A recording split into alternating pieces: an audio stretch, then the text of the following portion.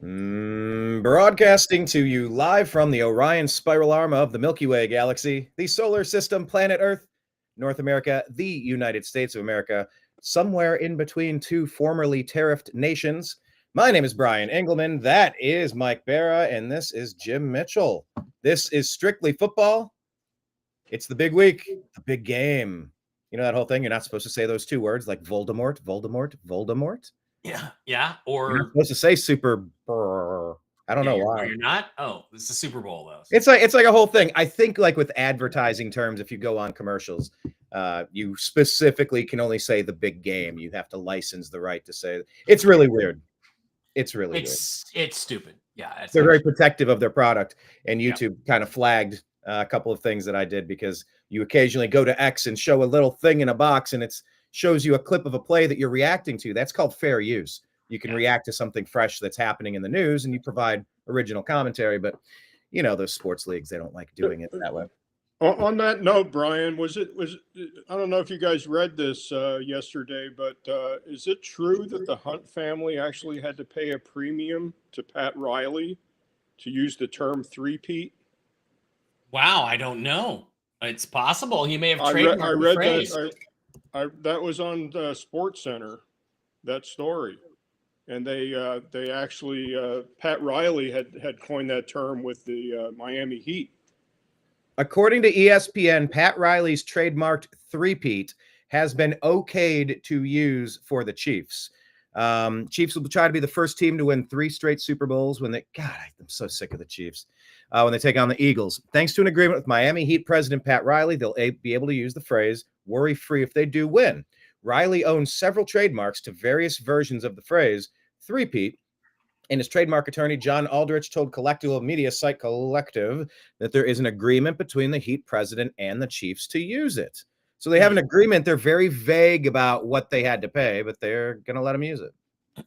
And if that doesn't tell you the fix is in, I don't know what does, to be honest with you, because they're not going to spend that money unless they're pretty sure they're going to be cashing it.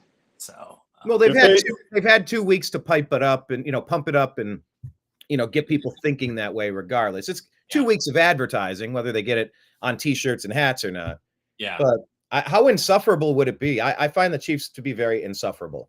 Mm-hmm. You guys have a preference either way? Yeah, I'm going to root for the Eagles. There's no question about that. Cause I just, again, I'm sick and tired of the manipulation of outcomes of Chiefs games. And there's no question that that's happened. I mean, there's a couple of clips from the championship game, where Bills players are just in strangleholds, no holding call, big plays the Chiefs made.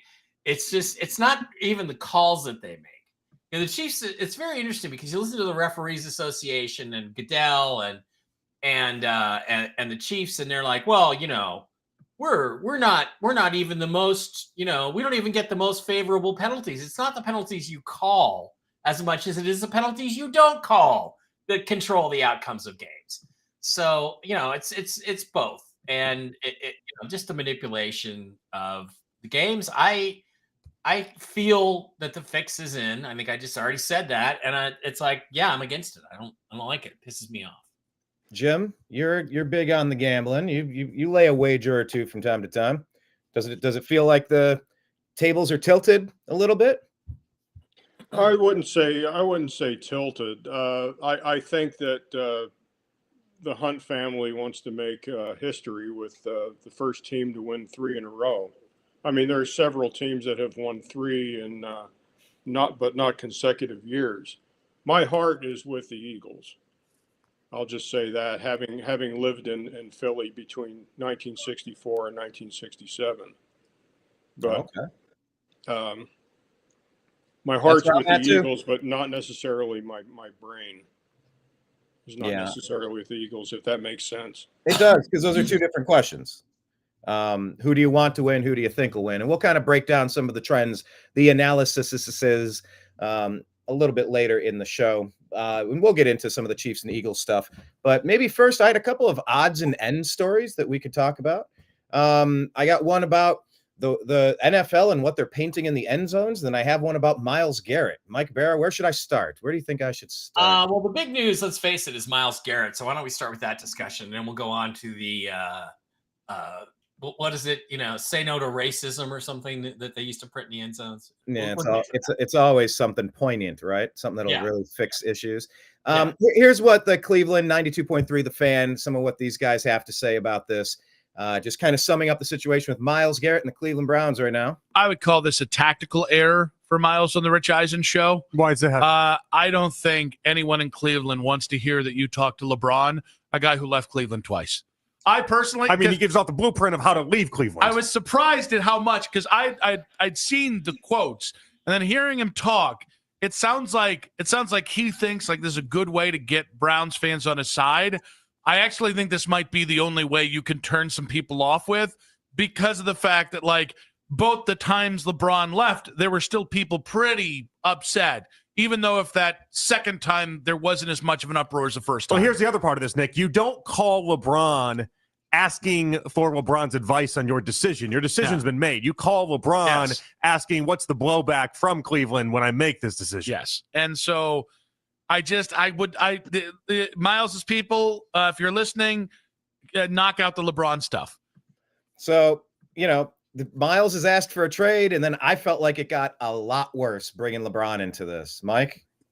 Yeah. Look, Myles Garrett is a cornerstone player for the Browns franchise. There's no question. The problem is they haven't really built a good enough team around him to just justify his talent. And I get what he's thinking. He's saying to himself, I got all this talent. I'm locked into this contract. If I want to win, I need to win now. And this team is not close to winning now. We're not. There's a big buildup here. If for Seahawks fans, it would be like if Steve Largent had asked to be traded, back in the peak of his career in the late. Who was the biggest?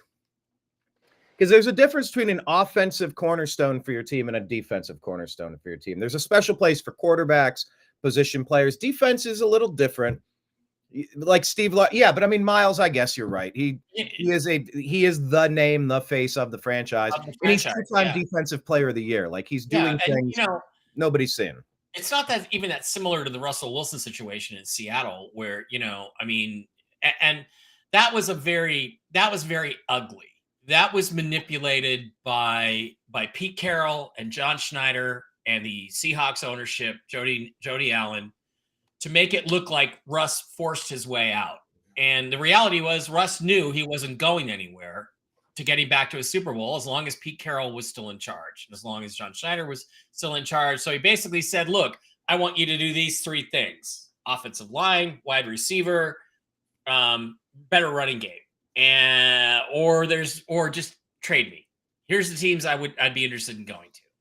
And, so it was manipulated to the point that the people booed the greatest player they've ever had, as far as I'm concerned, in Russell Wilson, booed him when he went back to Seattle. First time I've ever been ashamed to be a Seattle Seahawks fan. And it just shows how badly Pete Carroll and his group have screwed the shit up there up in Seattle.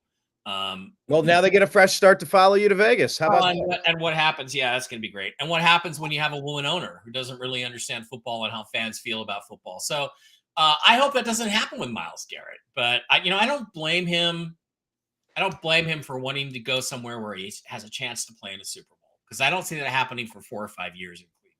And yeah, I think the Deshaun Watson. That's if you do everything right. That's if you do everything right. He can get there in 3-4 years. But remember, we were a playoff team last year. It's hard to remember because we have the number 2 pick, but we were a playoff team against the Houston Texans last year using 5 different quarterbacks. But remember also, Brian, that every one of those good players that got you there is now a year older, and the toll that football takes. You got that very narrow window, 2 or 3 years, where you got to get it done.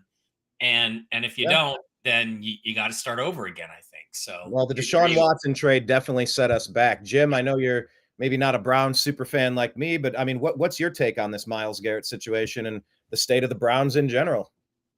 Well, I think on both sides of the ball, he is probably undoubtedly the best player that Cleveland has right now. and being only 29 years of age, I mean, he's probably still got a lot of football ahead of him. I mean, and he still looks like he's in impeccable shape. I think, I think, I think Garrett's a pretty good guy. I think he's a good team guy and everything.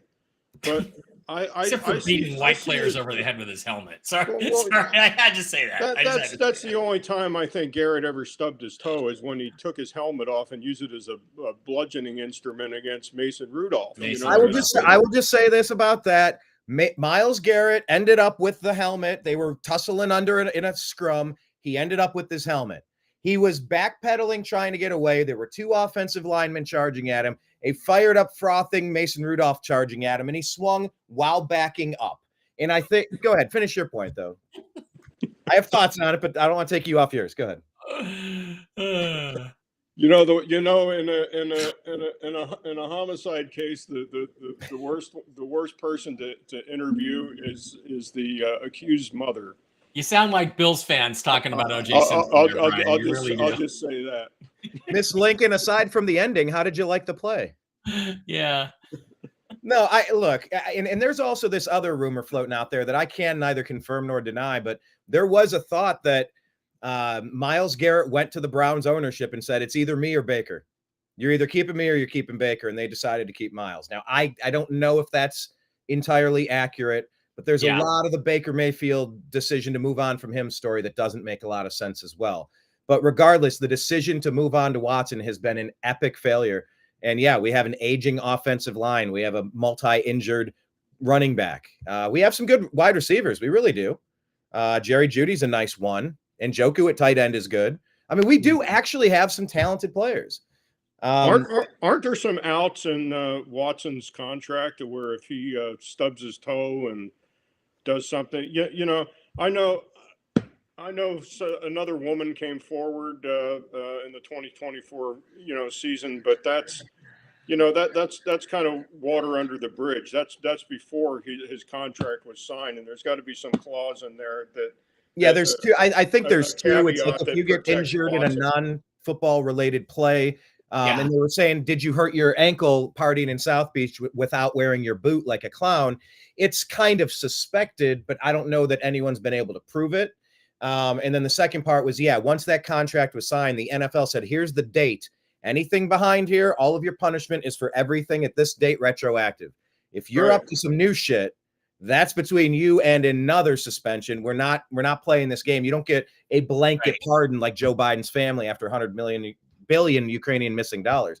But I mean, there's a lot of people in Cleveland that just want to move on from this Deshaun thing. But what do? You get Shadur Sanders, you get Cam Ward from Florida State. You have that option. Those two guys are sitting right there for you at number 2. You're going to get one of them. Yeah, just freaking take the guy and hope he turns into something. Or do you continue to tank and sell off all your assets, tank again, and do this whole thing? Right when Myles came in, we were coming off a 0-win season. Look, 1 in 34. I'm going to go back to this again to discuss your Browns. Okay, they could have taken a quarterback number 1 in 2017. They could have taken Patrick Mahomes. They didn't.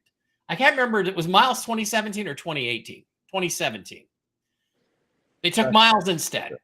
Okay, they could have taken Patrick Mahomes. And then in 2018, they could have taken, who could they have taken? Josh Allen, and they took Baker. Now, I think Baker's a good player, but, you didn't do it either time. All right? Now, is Shadur Sanders or Cam Ward, are they Josh Allen or Patrick Mahomes? Probably not. But don't screw the pooch. Just take it this time. Just freaking take the quarterback and hope you can develop him because they got upside. Both those guys have upside. I hear people saying Shadur Sanders isn't that good an athlete. I'm like, are you out of your fucking mind? I mean, who are you watching? I don't know. It's like people used to tell me Ed Reed isn't a good player. He's not a good athlete. And I'm like, I look at this guy in college and I'm like, this guy's going to the Hall of Fame. Guess what? He went to the Hall of Fame. And that Buckeyes team beat that Miami team somehow for a championship. Still unbelievable. Anyway. We had to play Ed Reed twice a year. I did not like playing him. Let me get off my soapbox. But all right. I would say trade Myles for what you can get, which is going to be quite a bit. He's under contract for 2 more years. We don't have to trade him. I'm going to be that guy. I'll take that position for fun. All right, Jim. It might not be a good decision, but like he's under contract for 2 years. You can't be emotional about your team. You can't. The fact that guys are emotional that make decisions like general managers like John Schneider, if you're emotional, you're going to screw it up. You have to be what is the fair ruthless value for a 2-time defensive player of the year nearing the edge of his prime? What would be a fair? Well, I'd say 2 first-round picks. I'm not letting him go for less than 2 firsts. So. Nothing less than 2. What do you say, Jim? Yeah, I agree with Mike. I mean, he is well worth a second round. I would even go as far to say a first round. Like I said, he's only 29 years old and he still has a lot of football ahead of him. Yeah, he's not like Luka Doncic. It's not like he doesn't take care of his body. The dude is built like a Greek god at Caesar's palace, like when you're walking past in the forum shops. And if you're the Bills and you're like, wow, we still have Von Miller, who's still kind of okay, but if we can pair him with Miles on the outside, wow, we might have something. You know? Well, the problem is Miles wants to go to a contender. So if we're going to trade him to a team picking 32, 31, 30, 29, 28, there's no way you replace a generational talent. You got to get pick number 29. You get 2 number 29 picks. So there's no trade scenario that makes sense for us to trade him to the best team. So we're going to send him to a team almost like the Browns because they're going to be able to offer the most. He doesn't have a no trade clause. I don't really understand what's happening right now, honestly. Like I'm annoyed. I think he sees the writing on the wall. I mean, if you go through your you and Mike's scenarios as far as obtaining a rookie quarterback. I mean, just, the fact that rookie quarterbacks really don't fare well in the regular season. Yeah. As well as, especially in the playoffs. I mean, he's looking 2-3 years down the road before he's even looking to going through the playoffs if they end up starting a rookie quarterback. So he's putting a couple more years on the table, waiting for this. Or there's a free agent. You go Justin Fields, you go Sam Darnold, you go Kirk Cousins, you could go Geno Smith. Look, none of these are super inspiring. Maybe Aaron Rodgers. Geno Smith. Yeah, please take Geno Smith. Yeah, I know you would love that, but yeah, it sucks. This is the part of sports that I hate, and the fact that LeBron's at the center of this again, breaking up the team. It's like, you dirty rat. Stay out of the DMs. Stay out of the DMs of my favorite team. And Garrett probably knows that rookie quarterbacks are 7-17 straight up in the playoffs. He probably knows that. And if he didn't, I'm sure Clutch Sports told him. If they're looking at Shadur, to take him on, but as far as Watson's concerned, I think that train's left the station. Yeah. I think they're done with him. His career's over, I think.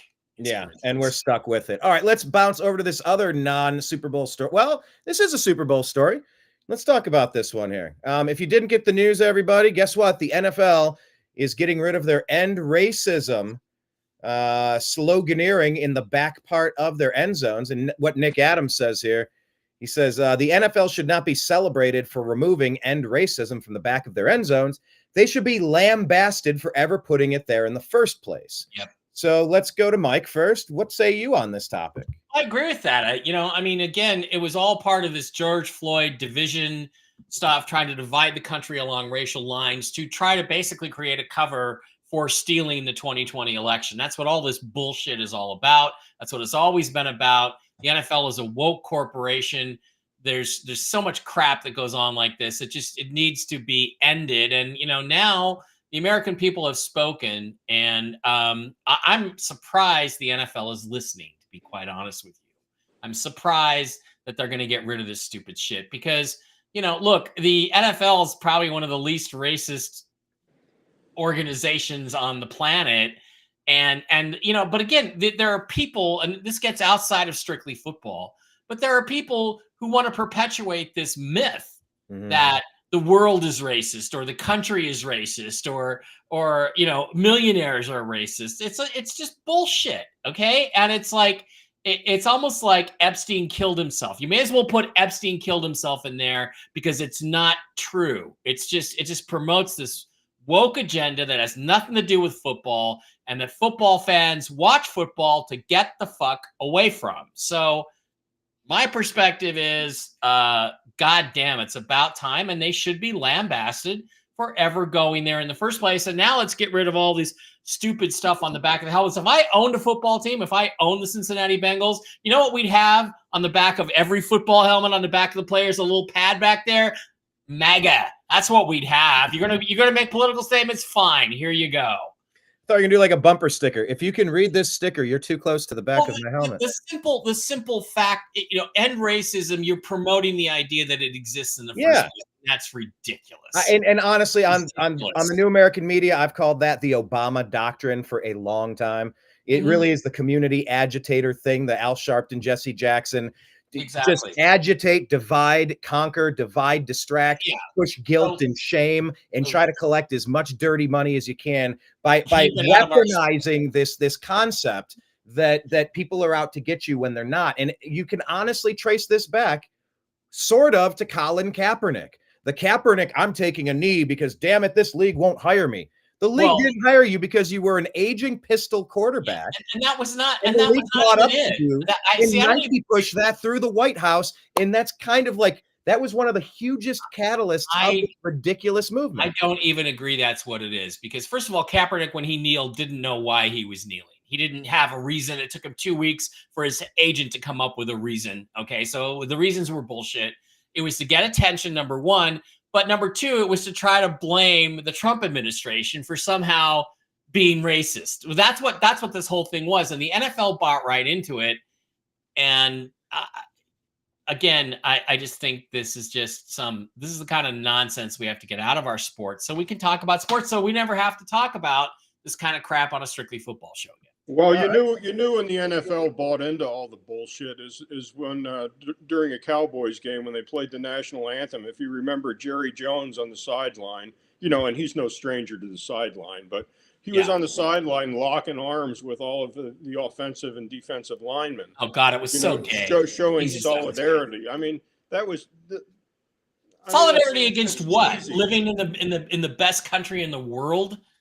Yeah, if you notice, guys, some NFL teams, they may not have all their players not buying into the little tag on the back of their helmet, which is real cheesy. I mean, it's like a Mexican soccer team, advertising Mexican bread, on the front of their jersey. Yeah. I mean, it's about that cheesy.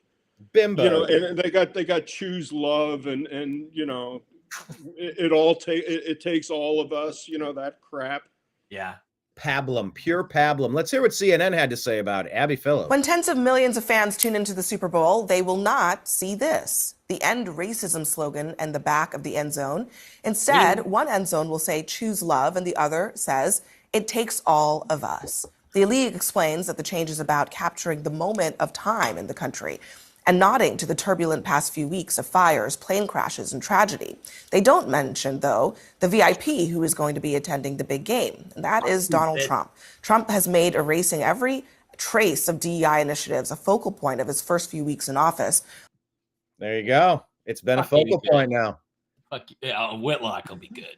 Let's hear what Whitlock has to say. Some announcement, or they got questioned about the logo. They asked Roger Goodell about the slogans that they put in the end zone. End racism. And so there's a story about how end racism will no longer be in the end zone in 2025. They're going with choose love. And then at the other end of the end zone, they're going to stick with it takes all of us. And so they're removing end racism because they know that's been divisive.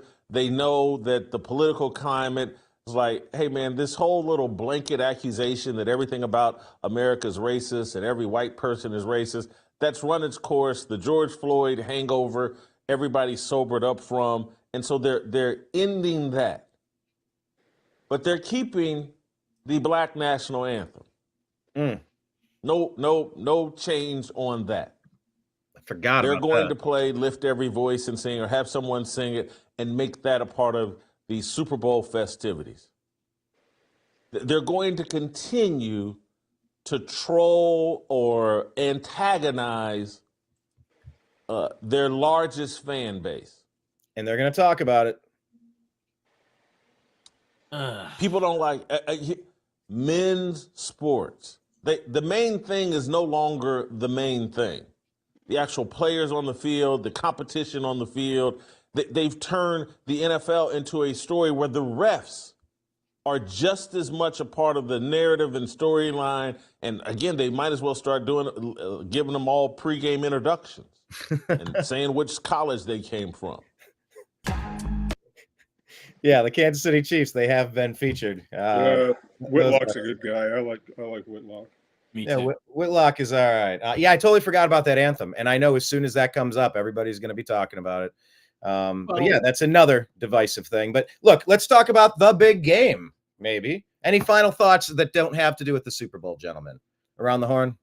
Well, no, I've been hearing rumors that there is going to be something was going to happen at the Super Bowl, terrorist wise, and the president will be there. A VIP will be. The reason the president decided to go there was to justify massively increased security measures. So it'll be interesting to see if anything does go down. Do the lights go out again, Jim? Remember when the lights went out for the 49ers and the Ravens in 2012, which I think was also in the Superdome. Yeah, it was in New Orleans. Yeah. Yeah. So let's see what happens. It'll be an interesting day. So what's the template for that, guys? You remember the movie Black Sunday with Robert Shaw and Bruce Dern? That was a great movie. And the Sum of All Fears, where there was, I think, a nuclear attack in the middle of when the president was at a football game in Washington, D.C. So those things have to concern you. But Jim, here's what I want to know. Is there a prop bet for who gets shown on TV more often during the game? Taylor Swift or Donald Trump? Is there a prop bet? Because I'm taking Taylor Swift on that. You know, I was looking at prop bets before the show, Mike, and I have not seen that. That should be in there. Somebody could make a fortune on that one. Who will get more? Who will be shown more during the actual game? Donald Trump or Taylor Swift? Well, who's carrying the game? Isn't Fox broadcasting the game? I believe so, yeah. But Fox News and Fox Sports are different organizations. Right. I mean, allegedly, sort of, yeah. Yeah, you can tell that by watching Colin Cowherd. But, yeah. But Joy Taylor. I think Fox, out of the 5 or 4 networks that would broadcast the Super Bowl, I would say Fox would have a higher propensity to show Trump more than Taylor Swift. I think everybody's pretty much done with her. Yeah. Well, if Travis Kelce has a big game, Taylor Swift is going to have a big game when it comes to close-ups. Yeah, I don't know if you're joking, Mike, but I don't see that prop.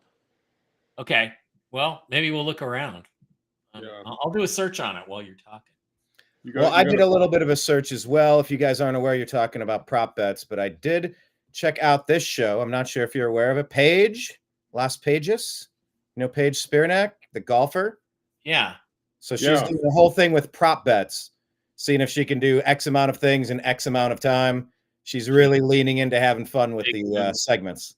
Yeah, I'm sure this video is about prop bets, Brian. Yeah, it's about prop bets. She's cleaning somebody's balls, is what. Once again, there's a reason why James Bond always orders his martini shaken.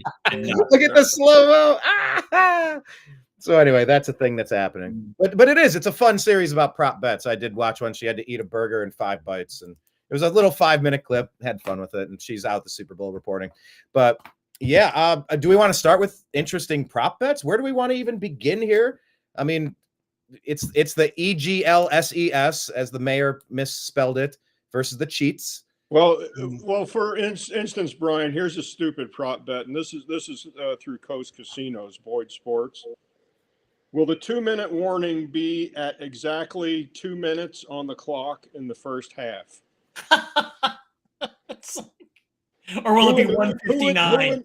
Who in the Frank would put hard-earned cash on this bet? A degenerate gambler like Michael Jordan. It's and just by showing the odds, all these are money line bets. Yeah. Yes is minus 1,000, and no is plus 600. Okay, hold on. 1,600. I'm not much of a gambler. So if I put $100 down, what is the first one? So you gotta lay $1,000 to win 100 if it hits right on 2. Because that's more likely. But yeah, it is more. It's more likely that the clock would stop. So in other words, the clock wouldn't continue to run in the middle of a play. And so how does that read again? It's minus 1,000. Minus 1,000, yes, and plus 600 for no. So that would mean I put 100 down and I could win 600 if no. Or if you're betting no, if you lay 100, you win 600. Okay, I did have that right. Okay, right, plus your bet back. But you got to lay to bet yes. You would have to lay $1,000 to win 100. Okay. Yeah, I've never really thought about is it a running play or a passing play, and if so, do they end it exactly, or do they allow it to? And can they adjust it? Can they call up and go, "Hey, it's 1:59, change that to 2 minutes"? I watched one game the other day. I swear, every play they were talking to the announcer. Please reset the play clock to 1 minute 14 seconds. I don't remember what game it was, but it was like after every play they were resetting the play clock. Yeah, they would adjust it depending on if you had a whole group of people stupid enough to take this bet, depending on how what the frequency of the side was bet, it could go to minus 1,100, if there's a lot of bets on yes. That's wild. Okay, so that's one I feel like we should find a way to maybe toss a little bit into a pool and have some fun with it, or maybe not, because then we get into different territory. But okay, so that's a weird prop bet. I might take what was it? The plus 600. You bet 100, you get 600. You say get 700 back, and that's on. It does stop on exactly 2 minutes, or it's not exactly 2 minutes. Not 2 minutes. Oh, I might take that. I might take that action. There we go. All right, we got some action here. There is prop bets on how many times Taylor Swift will be shown on screen, but not who will be shown on screen more, Donald Trump or Taylor Swift. Oh man, is anyone else from the Trump team going? Do we know? Well, yeah, no, not that I know of. No. Okay, I would imagine JD's not allowed to be anywhere near. I would imagine JD would not be there. Yeah. All the Secret Service regular days off have been canceled. Oh, Ooh. Okay. Okay. Oh, all right. Then let's work them. Let's try the new team, right? All right. What else we got? You got some other strange prop bets, Jim? Longest touchdown scored. Now, what is that? You just have to be above a certain yard marker, or do you have to nail it exactly? Well, the over-under is 34.5. Oh, okay. So it's just an over-under. Can someone score a 35? What did you say? 34? Yeah, over 34.5 yards is minus 140. So you got to lay 140 to win 100. Okay. So I think that's pretty obvious that'll happen. But I don't think the wise guys are taking any of these bets. The wise guys are. Why I oughta. I might take. I might take that $100 bet. We're enticing Mike. Check it out. Wait, which one? The one right one? here? The longest No, 2-minute warning one. 2-minute warning one that it's not going to be at exactly 2 minutes. I might take that. What about the longest play? 34.5 yards. Over. I'd say over. Yeah. Yeah. The over is minus 140. The under is plus 100. The Eagles have a good defense. They have a very good defense. Yeah, I mean, I saw a guy who did a parlay prop bet. He took Xavier Worthy to score the first touchdown and Saquon Barkley to score a touchdown during the game, and that was plus 600, I think, for him if he pulled that one off.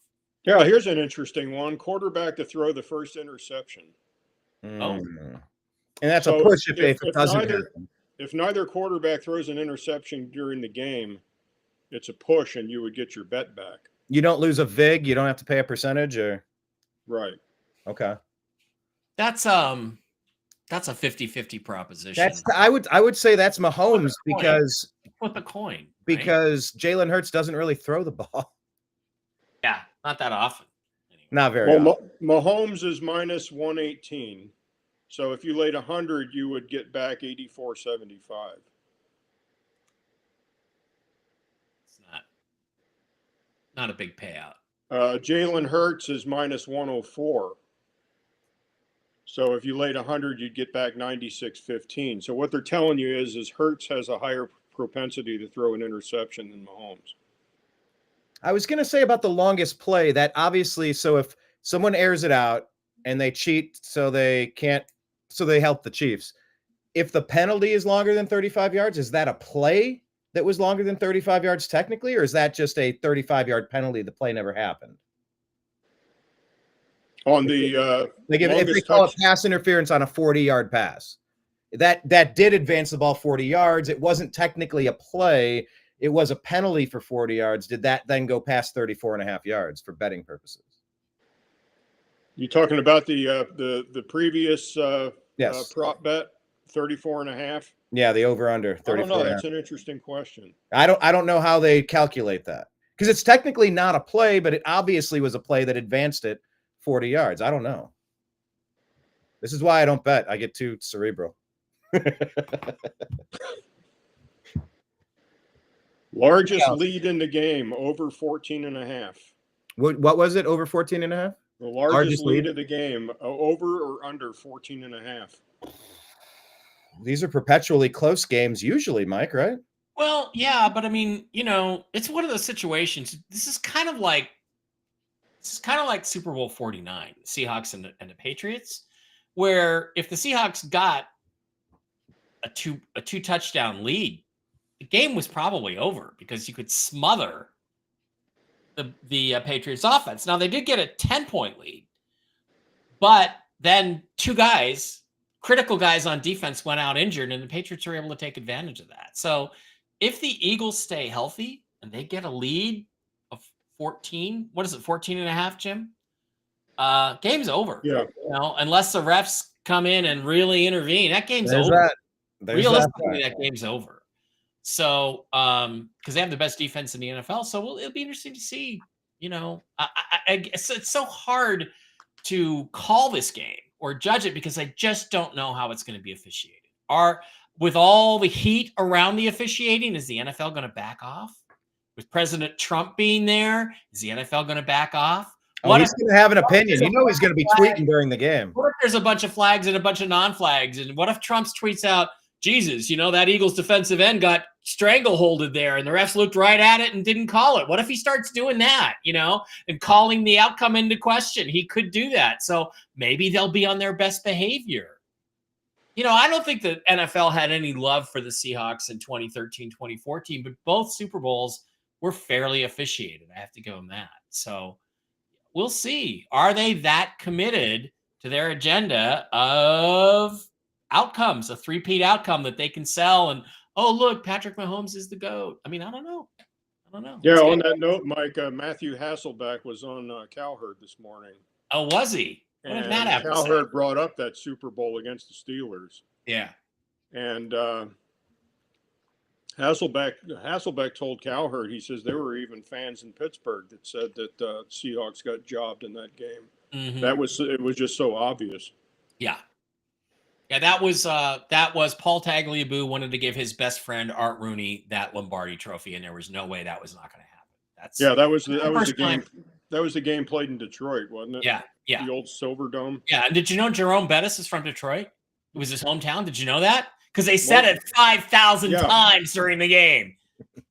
Sorry. Yeah, but there's they wanted Bettis to get a Super Bowl ring also. Yeah, exactly. The Seahawks were much better. Interesting one. You guys tell me who would be favored in this team to record the most sacks. I'm going with the Eagles, even though Mahomes based on the defensive line players. Who would you say is favored? I would go. And it's not even close. I would go with the Eagles. Close. I would go with the Eagles being favored in that one because. And once again, I would as well because Saquon is going to run it a lot more than Kareem Hunt and Isaiah Pacheco probably, and they're going to pass it more with the Chiefs. And Patrick Mahomes, he's elusive, he scrambles. Well, it's not like Jalen Hurts can't scramble, So, yeah. So I would take the Eagles on that one. I would think they'd be favored. Are they heavily favored, the Eagles? Well, in the sacks, I think. But what does Kansas City is heavily favored, probably because of Chris Jones. I'm taking that. That's action. a good. I would. Okay, Mike, you take an Eagles. You lay 100 to win 134. Oh shit. That's how off kilter this is. Wow. Oh, $100 will only get you 34, or your original bet? 134. So you would cash 234 on a $100 bet. Yeah, if I win, I get $234 back. But I've already. What is 100 on the Chiefs? What does that do? 100 on the Chiefs is only gets you 60.98 total back. Does that make you think, Jim, that there's something rigged about this? That the Chiefs, because I don't see any football way that you're going to say the Chiefs are going to get more sacks than the Eagles. I don't see from a football perspective how that makes a lot of sense. Unless they think Jalen Hurts is a lot less mobile than Mahomes. Well, remember, Jalen Hurts had an injury that he's working through as well. He had that bum left knee 2 weeks ago. But he played pretty well against the Redskins. I mean, he was pretty mobile. They must have went North Dallas 40 on him and just shot his knee up. Yeah. Okay, I pulled up the league leader in sacks this season. Broncos, Ravens, Cowboys, Vikings, Texans, Chargers, Buccaneers, Packers, Giants, Seahawks, Commanders, Jets, Cardinals, and then you have one of the teams in the Super Bowl. In that, look, they're only separated number 14 to number 19. Eagles are number 14 with 41, and the Chiefs are 39.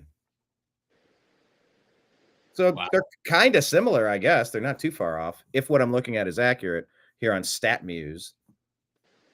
I don't know. I would guess the Eagles on that. I would take Eagles. What other ones are there? I like this. This is fun. I'm theoretically gambling thousands away right now. Or I'm building up a nest egg to buy some foreign currency or some more crypto. There you go. So which team is favored to score the first interception or log the first interception? Well, I would think it would be score. I would think it would be the Eagles that would be favored in that, right? But no. That's my guess. No. Chiefs. Chiefs are more likely to get an interception. I would take the other bet there. Now call me crazy. No. The Eagles are more likely to get an interception because you're only getting back 71-43 if you take the Chiefs. Okay. So they're telling you that Hurts is more apt to throw an interception than Mahomes. I would disagree. I would take the other side of that. Well, you got a couple of prop bets here, Brian, that you like. I mean, put on your jogging suit and run down. Oh, you're already. Oh no, you're at Blake's Strip Bar, aren't you? Yeah, I can. Yeah, it's the Blake Strip Club that he's this in. This is my sports bar. This is my sports bar adjacent to Blake's Strip Club. Yeah. Okay. You got gaming in your state there, Brian? Well, can you make a bet? How about that? Now it looks like I'm at that's Blake's Strip Bar right there. There's Blake. Yeah, that's the upstairs Blake Strip Club. Yeah. Do we have gambling? I don't know. There was like a big deal about it, but I never signed up. I think it's here in Kentucky. Well, I'm gonna get Mike signed up before preseason starts this year. Well, I mean, those apps will give you a couple $100 free, just like every drug dealer will give you the first bump free. Hoping we're going to have a class on money management. That's a pretty good idea. So we don't get hurt. No, I do like some of these. If I were a betting man, I would have some fun on that. I liked those. Are those the weirdest ones, other than like the kind of the straight up kind of let's? I'm looking at Boyd Sports prop sheet here, and it's kind of lame. It's not like what I was really hoping for. I guess I could share it. Yes, let's do that. List of available Super Bowl 59 prop bets. Okay, there we are. I don't know if you can see that.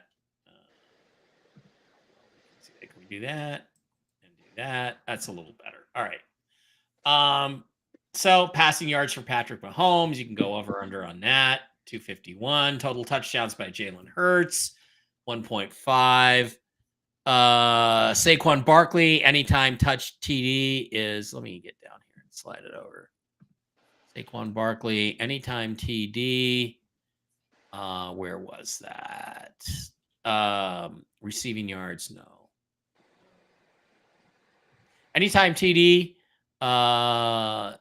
it's 0.5 is the over under. Is this through a local sports book, Mike? This is Boyd's bets. Oh, okay. Well, it should be Boyd. the same thing I'm looking at then. Yeah, that doesn't seem to be though. 'Cause this is on. Yeah. Yeah, it specifies, like for example, what Brian was talking about earlier. If it's a push, do you get your money back? Yeah. It says yards of Patrick Mahomes' first touchdown pass, and it says void if no touchdown pass. Okay. So if he doesn't throw a touchdown pass in the game, then you get your 100 back. Yeah, these are pretty tame prop bets, if you ask me. Pretty tame. Receptions, first TD scorer. Will he be the first TD scorer? Okay, I don't know.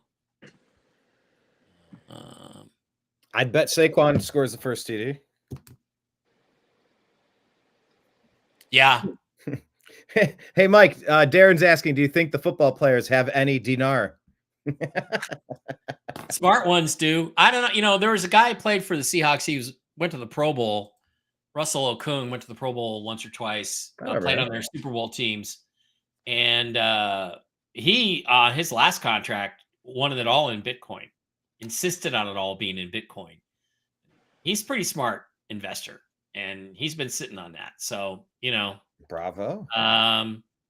He's never sold his Bitcoin, and he's richer than he would have. He's a pretty rich guy, but he would have been, he's richer than he would have been. So. Darren is saying that he's rooting for Kansas City so D-Hop can get himself a ring. Still mad that Bill O'Brien traded him for a bag of peanuts and an average running back. But Philly's running game is going to be tough to stop. Hurts is the reason. Yeah. I mean, it opens up that whole line. Absolutely. I'm hoping for the Eagles, I guess. I mean, it was just so unsatisfying to have that last matchup, Eagles-Chiefs, end. Sorry, I just wanted to look at Paige Spiranak one more time. Sorry. 2 more times? Here, she's doing prop bets over here. Where's the play button?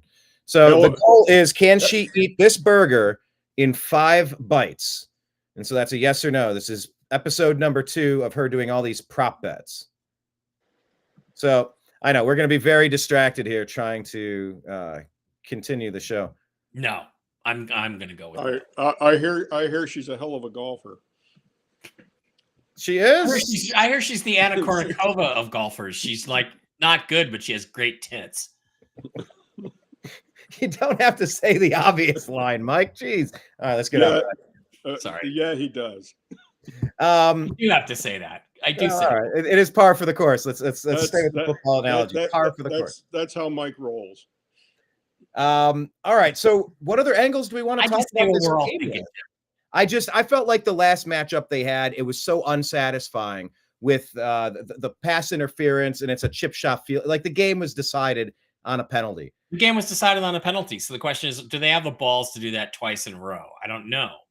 I do anticipate a game similar to that one. I think both teams are built pretty much the same way that they were 2 years ago. It depends on what's the better story. Is the better story that, the Eagles get revenge for the one they lost 2 years ago? Is the better story the three-peat?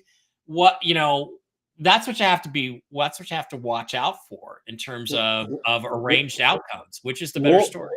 What was the score in that Super Bowl, Mike? That was Super Bowl 57. I want to say 30, 32, 29, 33, 30. What game are you asking? Super Bowl? Close, but no taco. 38-35. 38-35. Yeah. Oh, it was tied before that field goal then. Yeah. 38-35. The thing is, the Eagles had stopped them, and it was 4th and 8. They were going to take the field goal, and they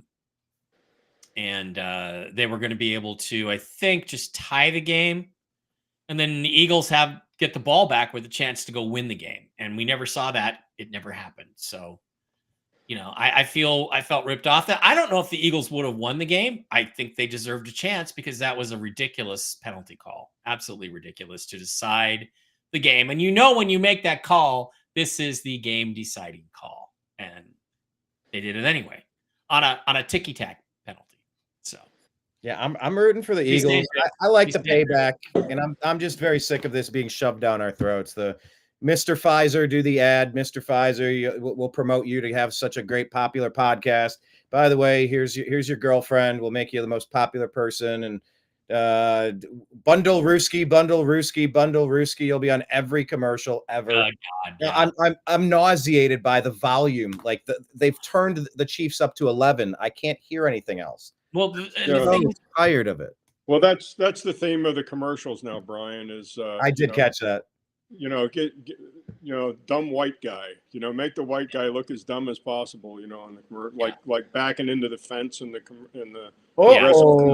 Yeah, like the Homer Simpson or every sitcom. But no, I did see a State Farm commercial where they were doing like a panel test of what commercial did you like, and it was one of the linemen, one of the other Chiefs players.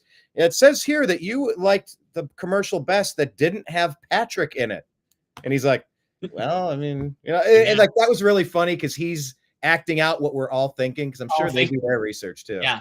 Well, it's like the NFL commercial on NFL Network 2 years ago, not before last season, where it's a bunch of players sitting around doing a script read for this season. Oh, I'm going to get a knee injury in week 9. They're basically telling you it's all scripted.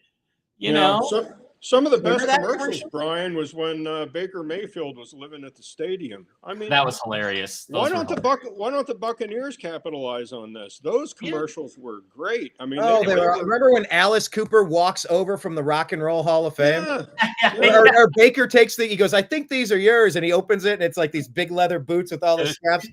He's like, are you sure they're not yours? He's like, I'm pretty sure they're not mine. And it's like he lives at the Rock and Roll, like if you've been in Cleveland, they're like right over in the same spot. It was so clever. It was so funny. And some fans were annoyed by Baker being on TV too much. I think they were annoyed when he was on TV when we weren't a playoff team, as he battled through a shoulder injury and the crowd bailed on him. Good old Vincent Fournier. Vincent Fournier, yeah. Why would he ever change his name to Alice? Why would he change his name to Alice Cooper? David is saying Eagles by 3. Darren is saying, can the Philly defense stop the Chiefs? Sure. How potent are the Chiefs' offense? Is the Chiefs' offense now with DeAndre Hopkins and Pacheco's back and Kareem? I don't think it's that great. I think the thing that makes it exceptional, because Isaiah Pacheco is not quite the running back he was a couple years ago. I think what makes the Chiefs dangerous is Mahomes' ability to run the ball, to run with the ball, to scramble and make a play out of nothing. You have to beat him. You have to keep the pressure on him and not let him escape.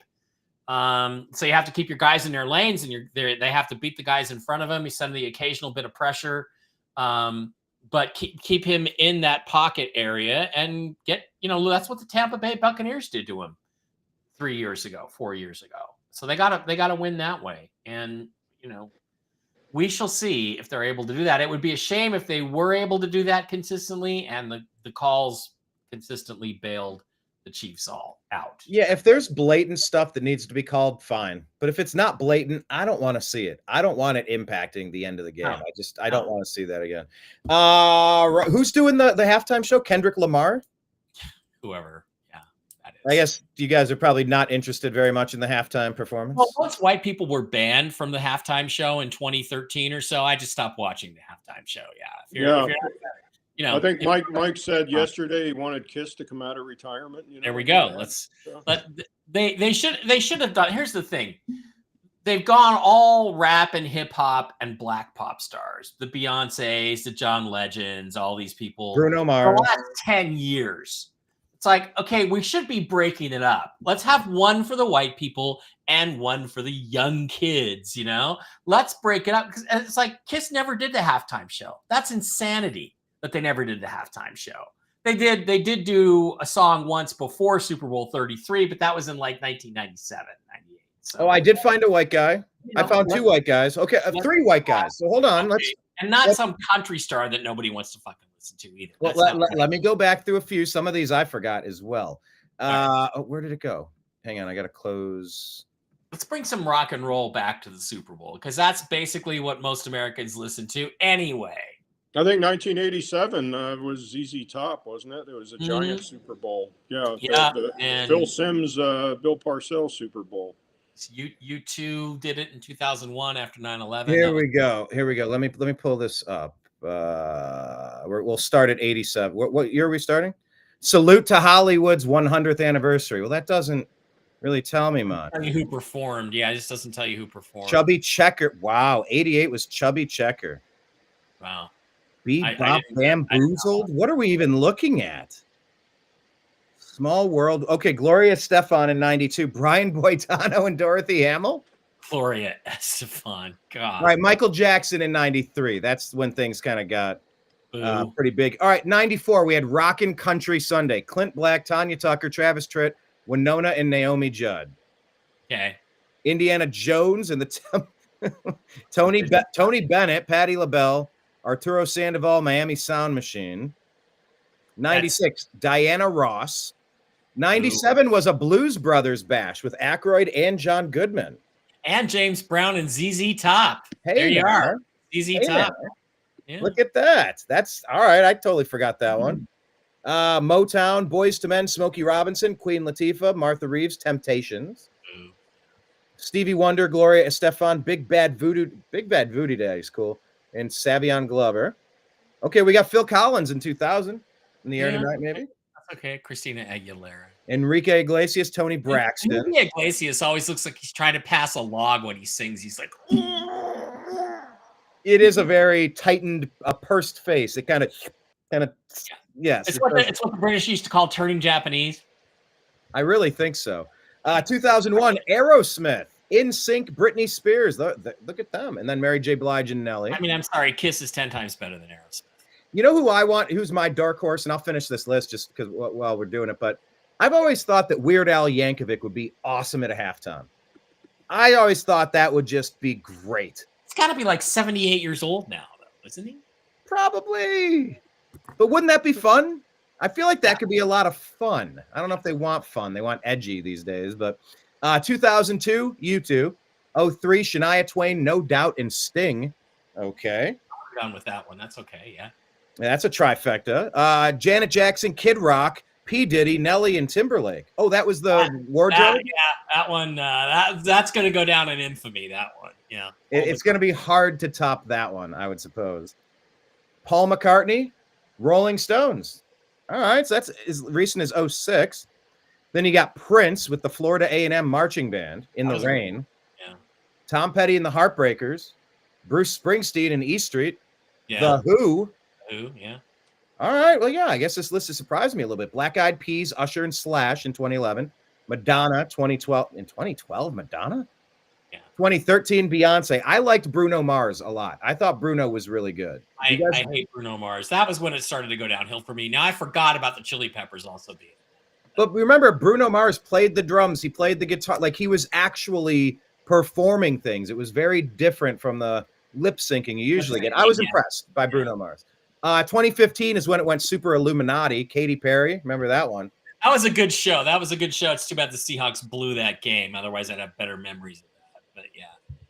2016 Coldplay, Beyonce, and Bruno Mars brought him back again. 17 Lady Gaga. That was another Illuminati one. 2018 Justin Timberlake. 2019 Maroon 5, Travis Scott, and Big Boy. 2020 Shakira, Jennifer Lopez, Bad Bunny. 21 The Weeknd. Yeah. 22 Eminem, Dre, Snoop, Kendrick Lamar, and Mary J. Blige. This Kendrick Lamar guy's already done it, and they're having him back. Yeah. Well, he had a little cameo. He had a little cameo in Eminem's role with Snoop and Dre. Rihanna in 23. Usher with Alicia Keys in 24. Now it's Kendrick Lamar and SZA, I guess. I don't know. Not super excited about the lineup. I don't even know where to go. Hi, Regina. Kendrick Lamar, what's your thoughts on the Super Bowl halftime? I don't know anything about any of this, B. I've never watched you go back to the. Where's your email?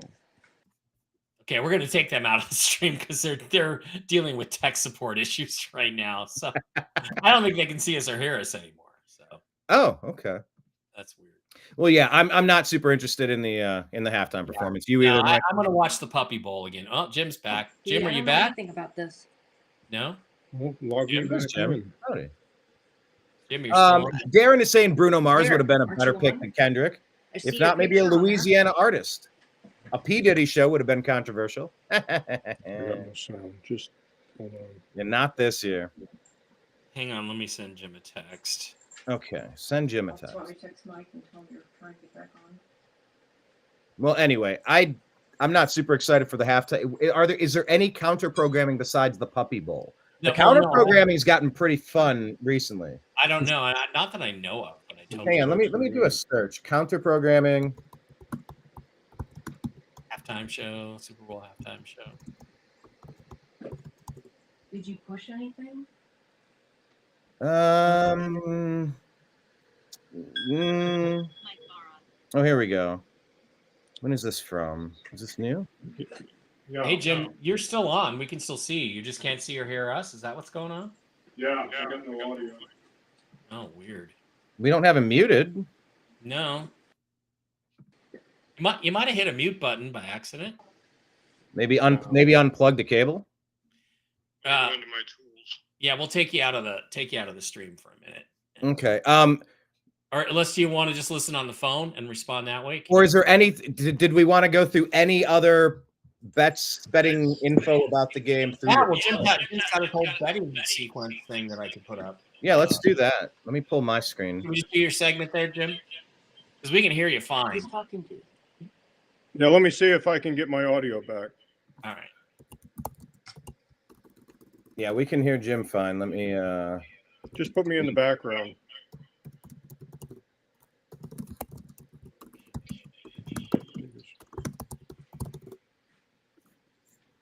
Yeah, I just said we can hear Jim fine. You can do your segment, and we can just kind of roll with it. Is that almost? Yeah, it cuts off just a little bit. Still no audio, Jim? No. Weird. Well, just go ahead and. Can you see? You can see the screen though, right? Well, if he has this form, he can just go off of his form. Yeah. Can you see your picture up there on the screen? Can you see the screen? Yeah, I've got the screen. Okay, so just go ahead and do your segment, and then we'll wrap it up after that.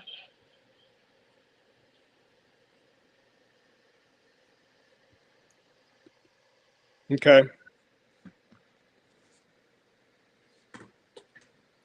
Chiefs I couldn't hear you guys by at all. 1.5. So where did we leave off?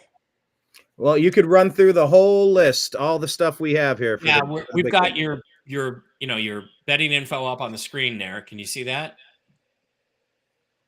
Young Native Tino says Fangio is 0-8 against Mahomes. All right, that's a good one. Just go ahead and run through that.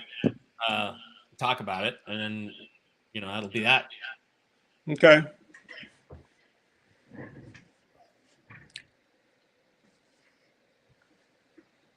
Well, the Chiefs are favored in this game by 1.5, and the over/under in this game is 49. When I first checked the line a week and a half ago, it did open at 1.5, and it went to 2, I think, for a couple hours, and then went back to 1.5, and it's still 1.5 right now. And the over/under has been bouncing between 48.5 and 49. With the Chiefs, Andy Reid is 35 straight up after a bye week. So he's got 30 wins and 5 losses. Yeah. The Chiefs are 5-8 against the spread in 2004 season, the last 13 games.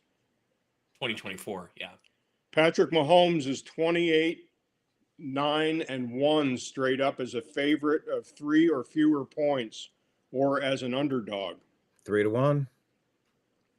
The Chiefs are 22-8-1, one tie, straight up when favored by less than 3 points.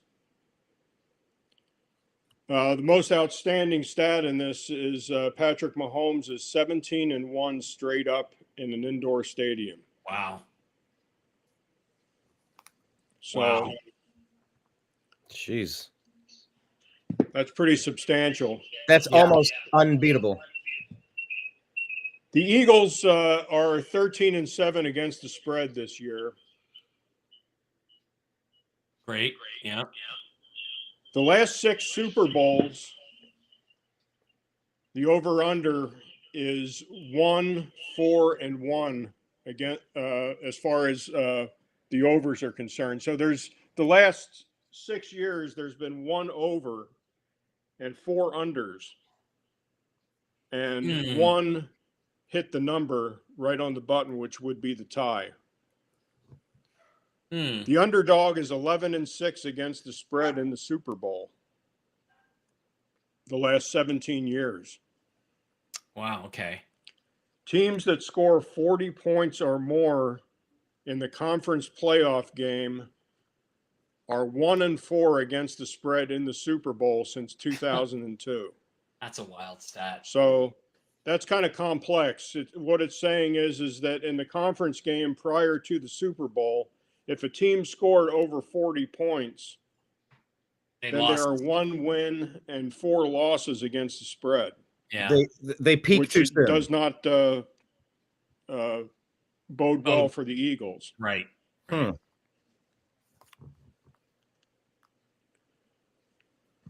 Eagles scored 55 points in the conference game, so that's well over 40. Yeah. And then the last one is in the this Super last Bowl. one is kind of complex, and I had to do some research. A friend of mine in Rhode Island actually gave me this stat, Ray Algasso. In the Super Bowl since 2003, teams that had a first-round bye in the playoffs versus a team that did not have a first-round bye are 0-9 against the spread and 1-8 straight up. Wow. And the only team to crack this stat was that the Steelers beat the Cardinals in 2009. So that means rest loses to rust. Wait, how does that go? Yeah. Taking a week off is detrimental. Yeah. Huh. Right. Now you may say, well, last year the Chiefs, and this is where you had to go back a bunch of games to research to see if this stat was actually true. You're going to say, well, Kansas City had the bye last year prior to the Super Bowl, which they did. That is correct. But who did they play last year? They played Santa Clara, right? Oh, yeah. The 49ers, yeah. Who also had a bye, right? Who also had the bye. Yeah. So that stat is kind of a wash between Santa Clara and the Chiefs. So this stat didn't actually pertain to that Super Bowl last year. But what it's saying is that if a team going into the Super Bowl had a bye, a first-round bye in the playoffs, in other words, they weren't playing in the wild card round. They're 0-9 against the spread and 1-8 straight up. And the last team to actually crack that stat were the Steelers when they beat the Cardinals. Yeah, that was a long time ago. That was 2009 or 2010. Wow. 2009. Okay, so based on all that, what are you inclined to bet out of that? Based on out of those tips? Well, that last stat I gave is a pretty damning stat. I mean, 0-9 against the spread. You're not laying a lot of points if you like the Chiefs. I mean, it's still 1.5. Are you asking me which way I would go? Yeah. What out of any of those would you base a bet on? Because right now, I mean, the only thing I'm thinking is I'm taking the Eagles and the points, and I'm taking the over on 49. That's what I'm inclined to bet on. What other ones are impressing you here? Like, is Mahomes being 17-1 straight up indoors enough for you to take the Chiefs and lay the points? I think that stat is a lot stronger than that last convoluted stat as far as 0-9 against the spread and 1-8 since 2003. I think that there's more of conglomeration of common sense and statistics as far as being 17-1 straight up indoors. I mean, there's got to be something to that. Yeah. And I know that indoor stadiums, for the most part, are they consider it a faster track, and and there's there's not weather to contend with. Not that Mahomes is really concerned with how cold it is outside, because he does just as well in the elements, since Arrowhead's an outdoor stadium. 22-8 straight up when favored by less than 3 points. I am leaning, and I will be making a bet. I am leaning towards the Chiefs, especially 1.5. And there's some people that believe that by game time this may go to pick'em.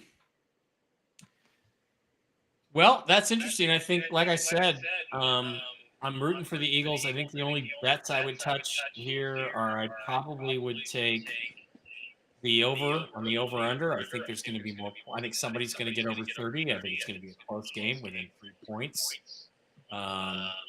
And so I would probably take the Eagles, the over-under, and the Eagles in the 1.5 points. I wish it was 2 or 3, but yeah, that's where I'd go. And I'm actually going to pick the Eagles to win the game, believe it or not. So, assuming the refs don't interfere. And that's the part that would just have me staying away from it. I'm almost at the point where I don't know if I could, in good faith, put money down on football. I don't know if I'm watching scripted wrestling or not. Now, I know some of it is very jokey about following the script. Hey, look, week 9, this thing's going to happen. I know. But I don't know if I can trust the referees, guys. I don't know. My heart tells me Eagles plus 1.5, and I would take the under. I think the defenses are going to show up a little bit better. I think the Eagles' defense is pretty darn good. That's what I would take. I would take Eagles plus 1.5, and I would take the Eagles under. I would take both of the teams going under. Mike, do we have to pick? We have one more to pick. Well, I guess we have to, right? Yeah. I'm going to take.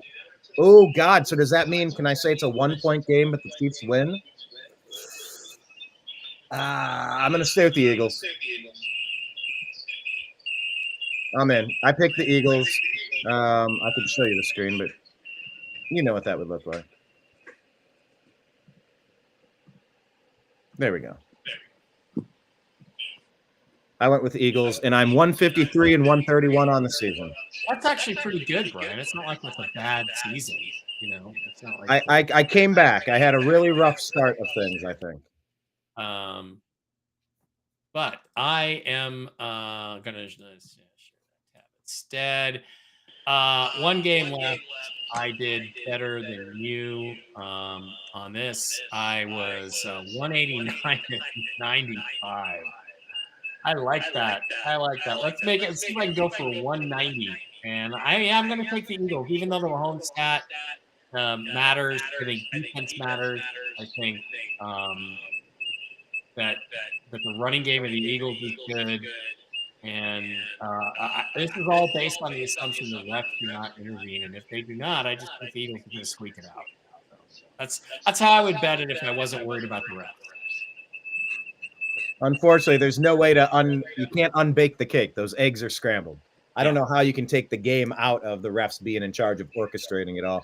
Young native Tino would say Barkley is 30 rushing yards away from Terrell Davis, and he's turning 29 at the Super Bowl. Yeah, I would really – I'm rooting for Saquon. And by the way, I'm also rooting for Kareem Hunt. He did a really good job in Cleveland. I liked him. He turned his career around. He was nothing but good when he was in Cleveland. And whoever wins, I'll be happy for the running back. And that's sort of about it if the Chiefs win. So that's where I'm at. And I don't know. Is there anything else we wanted to add to this? No, we just got to get Jim's audio fixed for our post-Super Bowl show next Thursday. We wrap up what happened. It'll be fun. It'll be exciting.